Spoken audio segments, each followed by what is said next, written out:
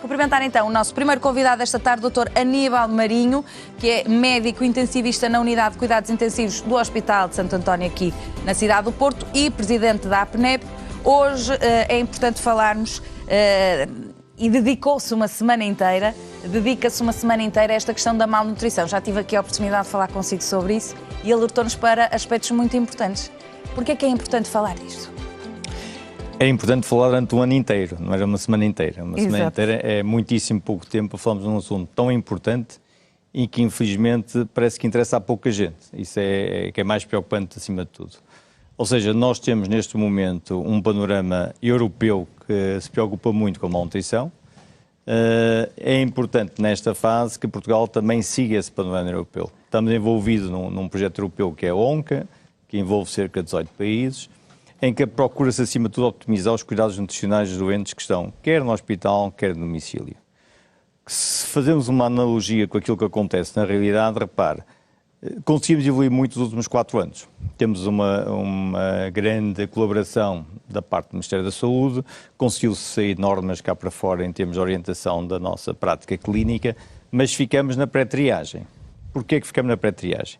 Aquilo que está aprovado atualmente é o rastreio nutricional à entrada dos hospitais.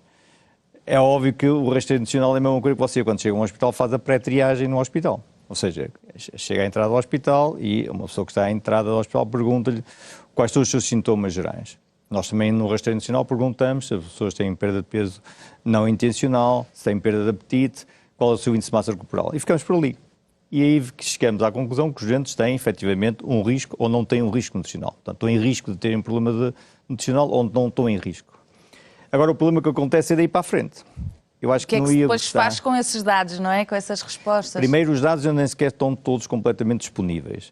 Só é obrigatório, mas ainda está numa fase de implementação. E depois, imagina, você vai à urgência, é tratada na pré-triagem e dizem assim, sim senhora, a senhora está doente, pode-se ir embora, metas no taco, vá para casa. Não faz sentido nenhum. Portanto, a partir do momento em que a pessoa sabe que o doente tem um risco nutricional, tem que ser avaliado do ponto de vista nutricional, tem que saber qual é a gravidade deste risco nutricional. E eu posso lhe dizer à entrada na pré-triagem se eu tenho um problema respiratório. Mas o problema respiratório vai desde uma simplesita rinorreia até uma pneumonia grave e tem que ser ventilado. Portanto, tem que ser avaliado por um profissional de saúde.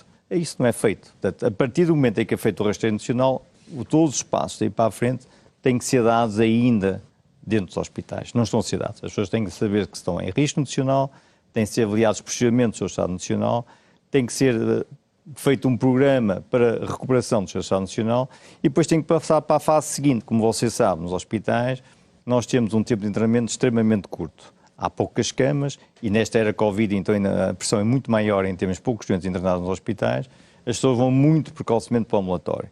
É óbvio que uma pessoa que é hipertensa vai para o ambulatório medicado para a hipertensão arterial. Uma pessoa que é diabetes vai para o ambulatório medicado para a sua diabetes. Uma pessoa que é desnutrida vai para o ambulatório medicado com nada. Porquê? Porque não há nenhum seguimento destes doentes pós-hospitalar. Mesmo, já como estou a dizer, não há seguimento dentro do hospital, agora imagino que é a sair do hospital. Portanto, há aqueles regimes dietéticos também que alguns pacientes têm que ter, não é? Por indicação médica, mas normalmente é ligada à patologia de base. Ou seja, a malnutrição nunca está ali no foco, é isso? O problema também é esse, é a má formação, e eu sou médico e também infelizmente tenho que dizer mal da minha classe, não é dizer mal, mas é a impreparação que elas têm. Críticas construtivas, não é, doutora? Nós não dizemos mal, fazemos críticas construtivas. É óbvio, fez bem em corrigir esse ponto. Repare, nós não temos formação em medicina na área da nutrição clínica. Ou seja, as pessoas acabam a faculdade sem formação nenhuma. E depois acaba por ser um parente pobre. Há tanta coisa interessante na área da medicina, uma imagiologia, as pessoas agora adoram tudo que é imagem, talvez ligados à internet, toda a gente adora tudo que é procedimentos invasivos, procedimentos imagiológicos, mas a nutrição não tem nenhuma imagem, portanto, é olhar para as pessoas e, portanto, olhamos para elas e um pouco mais fazemos que isso. Portanto, fazer também as perguntas certas, também tem aí, não é? Exatamente. Portanto, mas que não acontece? É apelativo do ponto de vista científico, etc. Mas não é a base de tudo, a nossa alimentação? É, mas infelizmente é tão base de tudo que tanta gente fala sobre ela e ninguém sabe o que é que está a fazer, muitas das vezes. Repare uma coisa muito simples. É frequente os médicos dizerem uma pessoa de 80 anos de idade, que é diabético, e põe uma dieta restritiva para diabéticos. Não faz sentido nenhum, porque a dieta para diabéticos faz sentido para evitar a aterosclerose quando tem 40, 50 anos de idade. Uma pessoa que tem 80, 90 anos de idade já não vai ter aterosclerose, já tem. Portanto, este tipo de dietas restritivas, que é frequentíssimo fazer nos hospitais, só leva a agravar ainda mais o estado nacional destes doentes. É este tipo de mentalidade que nós temos que mudar nos hospitais. É frequentíssimo, as pessoas põem um rótulo, o senhor é hipertenso, faz dieta sem sal. Agora imagine o que é que você está num hospital, tem 80 anos de idade, não tem placa dentária, portanto tem que ter comida passada e vai ter uma comida que tem restrição em açúcar, restrição em sal, passada, muitas vezes está fria, porque nós temos poucos auxiliares de ação médica que ajudem estes doentes a ser alimentados a tempo em horas. Não é nada apelativo. Portanto, nós próprios estamos intencionalmente a desnutrir ainda mais os doentes dentro dos hospitais. É isto tudo que nós temos que combater. Muito bem, e para isso mesmo vamos então ter a oportunidade de ver o vídeo criado para esta Semana da Sensibilização da Malnutrição.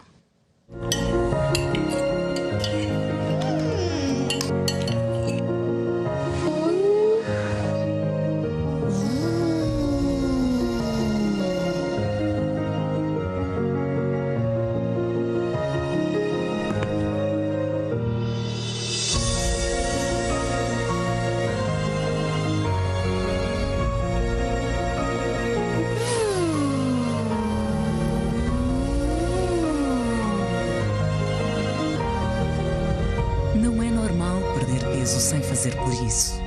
Não é normal perder o apetite. Não é normal perder força muscular. Não é normal que o idoso coma menos que o adulto. A malnutrição define-se como uma ingestão alimentar nutricional insuficiente. Afeta 33 milhões de indivíduos na Europa. A malnutrição existe em Portugal e é reversível com um adequado suporte nutricional.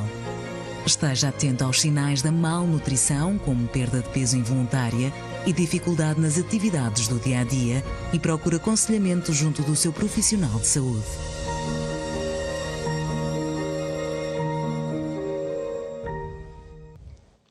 Portanto, são 2 em cada 4 doentes que estão em risco nutricional. Isto são 50% dos pacientes em meio hospitalar. É muita gente.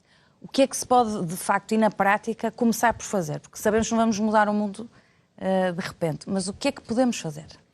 Fazer um programa estruturado de resolução deste problema. Até agora temos feito medidas avulso, ou seja, foi aprovado o rastreio de nutricionais à entrada dos hospitais, foi aprovada a norma, com alguma insistência, foi aprovada a norma para a nutrição clínica domiciliária, mas são 2 pontos muito separados em que não há ligação entre eles. Portanto, tem que haver um plano. O que acontece neste momento é que nós estamos assocervados de Covid, ou seja, o Ministério da Saúde, e compreendo, está neste momento fase também não é fácil, não é? Mas é que esta fase vai prolongar-se por 1 ou 2 anos, porque isto não vamos pensar que isto vai se resolver.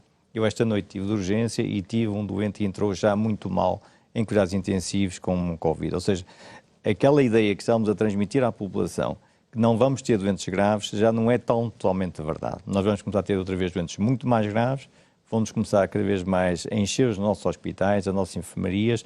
Isto vai ser uma preocupação crescente do Ministério da Saúde, mas o Ministério da Saúde tem que perceber que há outras patologias para além dos Covid e que nós temos que começar a ter planos de ação para quando os Covid passarem, nós podemos fazer alguma coisa. Eu dou-lhe o exemplo típico que nós estamos a esquecer frequentemente.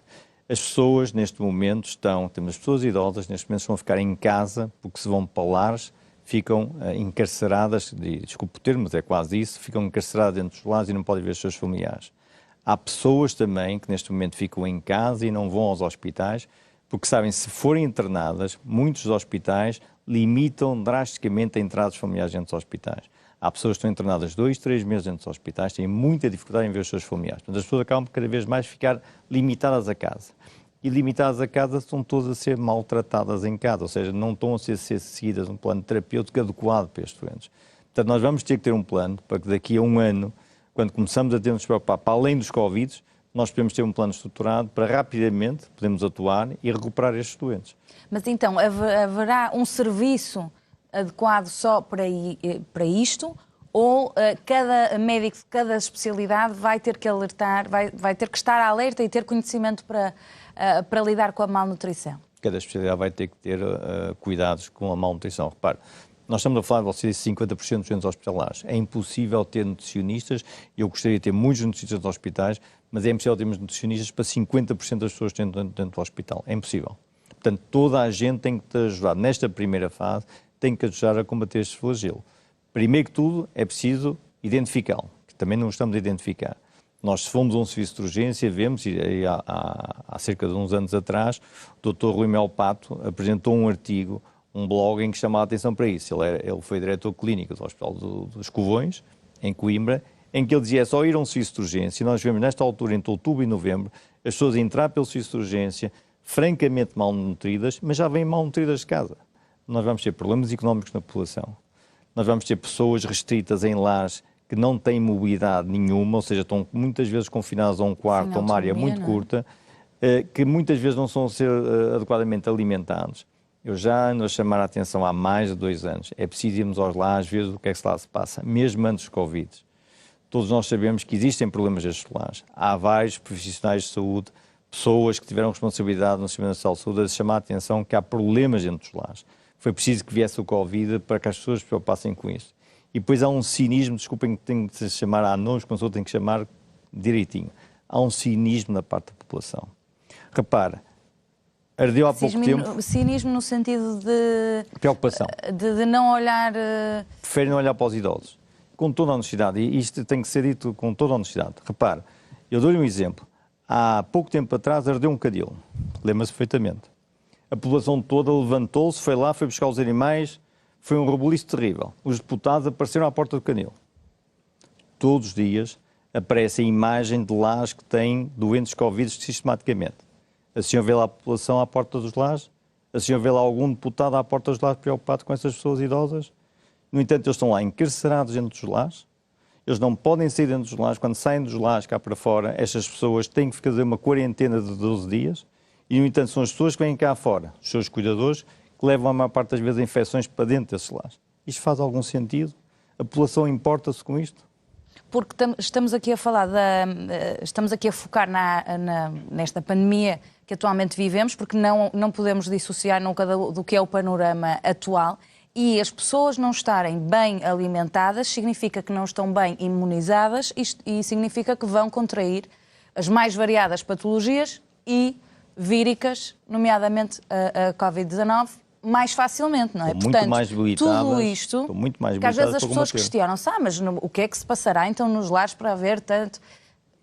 É pensar um bocadinho, não é? E é isto que também está a dizer, não é? Tem a ver com tudo isto. Extrema idade, a maior parte delas tem mais de 70 anos de idade, tem muitas têm 80 anos de idade, pessoas resistentes, porque se chegaram a essa idade eram resistentes, e que agora estão indefesas dentro de um lar e que não conseguem sair dentro de um lar. São pessoas que não estão a ser alimentadas adequadamente, muito provavelmente. São pessoas que não têm a mobilidade necessária, têm que fazer algum exercício para poderem ter alguma mobilidade, porque nós estamos a dar de comer a estas pessoas e se elas não se mobilizarem, não há incorporação de proteínas, por exemplo, dentro da massa muscular destes doentes. Portanto, há perda de massa muscular cada vez mais dentro destes doentes. E uma coisa que é importante com a nutrição clínica, uma coisa que é importante com o nosso suporte nutricional, é termos o máximo de músculo, porque nós temos que, tudo isto é importante para a nossa mobilidade. Repare, se nós perdemos a nossa mobilidade, ficamos dependentes de terceiros. No mundo atual, estar dependente de terceiros é uma coisa dramática. Portanto, os terceiros não têm tempo para tomar conta de nós. Portanto, nós próprios temos que olhar para nós próprios e tentar rapidamente recuperar a nossa força muscular e a nossa independência. Porque a malnutrição, ao contrário do que se possa parecer, não é uma questão de alimento, ou ter o alimento em casa, ou ter o acesso, ou de facto comer. A questão é o que é que se come, como é que se come, não é? Se depois compensamos com essas, porque com o avançar da idade os alimentos não são assimilados da mesma forma e há uma perda de apetite natural. Isto é sabido e todos nós temos familiares mais velhos e há uma perda de apetite natural com a idade, não é? Tem que se contrariar. Eu não diria que é natural. O que é natural é que as pessoas com o aumento da idade comecem-se a sentir mais isolados, mais deprimidos e isso leva à perda do apetite. Isso é que é natural. E isso é que não devia ser natural. Nós devemos acompanhar os nossos idosos com muito mais cuidado com o que estamos a acompanhar na atualidade. A nossa pressão constante, temos de todos os dias, de ter que ir para todo lado, cheio de tarefas, nós estamos com multitarefas diariamente, às vezes uma pessoa tem 2 e 3 tarefas ao mesmo tempo, é quase impossível nós acompanharmos os nossos idosos. Portanto, acabamos por nos desleixar em relação a eles. e ao desleixarmos em relação a eles, ao perdemos o carinho que lhes devíamos dar, é óbvio que isto leva a aumento da depressão destas pessoas, há pouca vontade de viver, levam a ter cada vez as pessoas quanto mais deprimidas estão, menos se movem, menos comem, e são menos energia, menos força anímica e depois é uma bola de neve. Se estes idosos também, com a ajuda dos profissionais, aprenderem também um bocadinho aquilo que é a ciência que está por trás da alimentação, também poderia ser uma boa solução, não? Esse é o grande objetivo. Acima de tudo, temos que começar a preocupar em como é que vamos ocupar estes idosos. É frequente você anda na rua, eles parecem que andam um bocado perdidos na rua, sem saber muito bem o que é que andam a fazer. As pessoas reformadas andam a vaguear pelas ruas, muitas vezes sem objetivos nenhuns ao longo do dia. Temos que começar a ter programas de ocupação destes idosos. Repare, estima-se que 30% da população, daqui a 10 ou 20 anos, vão ser pessoas com mais de 75 anos de idade. Nós, há pouco tempo atrás, na década de 1970, pensávamos que íamos ter um número inexorável de pessoas a crescer, o mundo ia crescer e íamos ter muitos jovens. Isso não verificou-se. A taxa de natalidade começou a cair drasticamente e as pessoas começaram a envelhecer. Portanto, começaram a envelhecer, é preciso que haja um investimento com qualidade.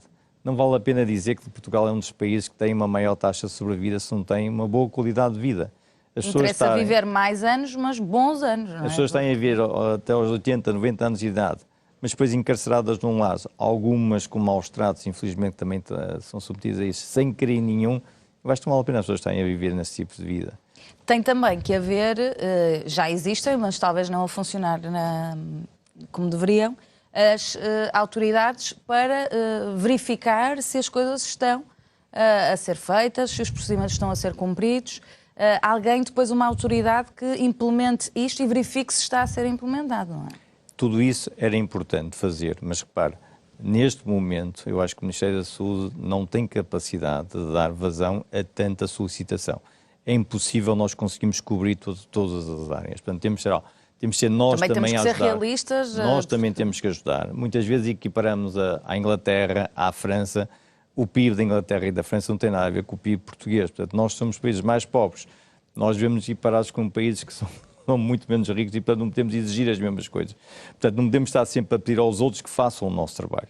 Nós também temos que nos preocupar com isso, temos que nos preocupar a ir aos hospitais, alimentar os nossos doentes, também ajuda um bocado, porque ser um familiar a alimentar o outro familiar que está no hospital doente, falar com ele na altura da refeição, é extremamente importante. Eu sei que nesta era Covid não é muito fácil, mas... Aqui a alimentação tem esta dimensão, toda esta dimensão humana, não é? E isso muitas vezes nos hospitais também, com a correria, ainda mais hoje em dia, e com a tentativa de chegar a todos, mas muitas vezes não é o tabuleiro chegar, não é? É depois o que é que... É o tabuleiro chegar e chegar à boca do doente, que muitas vezes o tabuleiro fica esquecido nos pés da cama, e quando chega à boca do doente já está extremamente frio e desagradável para as pessoas. Isso também é extremamente importante.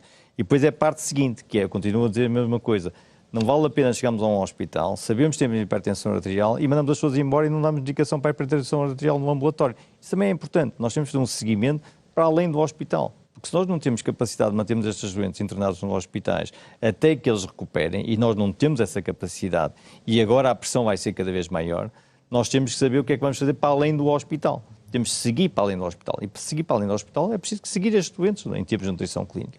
E depois, repare, se você der a opção a uma pessoa de você tem aqui um medicamento para a hipertensão arterial, em que vai ter que pagar X para este medicamento, tem aqui um medicamento para o reforço da sua massa muscular e para o reforço do seu estado nutricional, as pessoas vão optar sempre por um medicamento para a hipertensão arterial. Até porque os suplementos alimentares, ao que me parece, não são propriamente baratos, não é?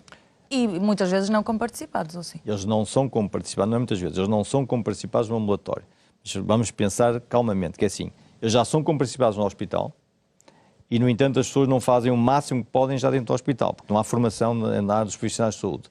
Quando vão para o ambulatório, eles não são comparticipados. Mas repare, estamos a falar de produtos que custam 2, 3 euros no ambulatório, que custam 50 cêntimos, 1 euro nos hospitais. Estamos a falar de produtos extremamente baratos. Não me venham dizer que não há orçamento. Portanto, não estamos a falar daqueles suplementos, porque podem estar a imaginar isso como eu próprio imaginei, não estamos a falar dos suplementos, daqueles suplementos que vemos nas farmácias, caríssimos, etc. Aliás, também, cuidado com essa suplementação que a pessoa vai fazendo e que muitas vezes não é prescrita, não é é adequada. direcionada, não é? Porque podemos estar a fazer ou um suplemento que nem sequer vamos absorver, não é? Como dizia há pouco. É que as pessoas muitas vezes assumem estes suplementos, que os suplementos proteicos que as pessoas que estão a fazer culturismo ou que vão aos ginásios fazem. Não tem nada a ver uma coisa com outra. Portanto, são coisas totalmente distintas. Nós não queremos, esta área não queremos abranger, nem nos interessa para nada. São pessoas saudáveis, estão a fazer um tipo de suplementos, muitas vezes nem sequer está indicado, mas pronto, isso é um problema que as pessoas podem ter. Agora estamos a falar de pessoas que precisam de cuidados nutricionais, que precisam de Estão ali no limiar, não é? Ou estão abaixo. no limiar, e que muitas vezes, muitas das ações que nós tomamos em termos terapêuticos acabam por ser um desperdício de dinheiro para o Estado, porque depois eles não têm capacidade de aproveitar essa melhoria do seu estado clínico com uma utilização progressiva do seu estado nutricional. Portanto, é importante que estes doentes tenham capacidade de ter uma boa qualidade de vida. É muito obediente dizer agora, nós estamos a conseguir tratar a grande maioria dos cancros. Sim, mas com que cuidados, com que capacidade que as pessoas ficam depois de ter tratado o seu cancro, a sua neoplasia? Será que estes doentes ficam com boa capacidade física para poder ter uma vida normal ou já chegam numa fase tão deteriorada que depois não têm qualidade de vida nenhuma? É isto que nós temos de nos preocupar cada vez mais. Gastar dinheiro sim, mas gastar dinheiro bem gasto. Não estamos a pedir para as pessoas gastarem muito dinheiro. Estamos a pedir que haja uma estruturação de todo este plano, que haja um plano bem estruturado, que este plano seja implementado já, se for possível, mas pelo menos seja implementado logo a seguir à era Covid, porque vamos encontrar muitas pessoas muito mais malnutridas a seguir à era Covid e temos de estar preparados para isto. Não podemos estar todos só focalizados nos Covid, porque cada vez mais vamos focar mais nos Covid, cada vez vamos ter mais Covid dentro dos hospitais e temos de nos preocupar com as pessoas que não vão aos hospitais, que estão em casa, que estão malnutridas e que não têm capacidade nenhuma de poder, do ponto de vista monetário, poder fazer qualquer tipo de suplementação nutricional. Muito bem, portanto, alerta aqui para esta semana da malnutrição. Agradecer a presença do Dr. Aníbal Marinho aqui no consultório. Nós seguimos para intervalo.